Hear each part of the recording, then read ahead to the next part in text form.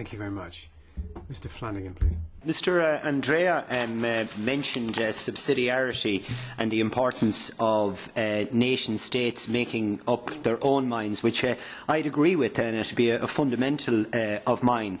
But at the same time, you have a situation in the Republic of Ireland, I understand in other states, whereby farmers are told one thing at home, and then when they query it out with the Commission, they are told something completely different. And this keeps repeating itself. So I am just wondering what people on the panel think of the whole idea of a fundamental charter of rights for farmers, so that they know exactly where they stand.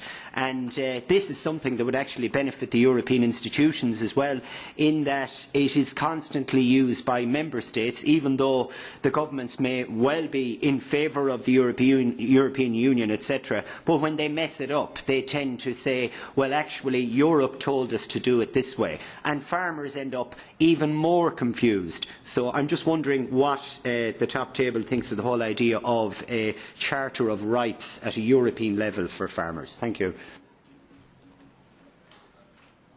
Question for Mr. Elliott. Thanks for your interesting presentation. And I'm just wondering, in your part of the Northern Ireland, basically, on the island of Ireland, I'm wondering, do you notice farmers experiencing similar problems whereby they would have come in under old agri-environmental schemes, or their lands would be subject to the Habitats Directive, and whereby they have to do certain things to satisfy these requirements, and now they come along and discover that, having done that in the past, they are told that their land isn't in good agricultural condition, and now they are entitled to get nothing on it.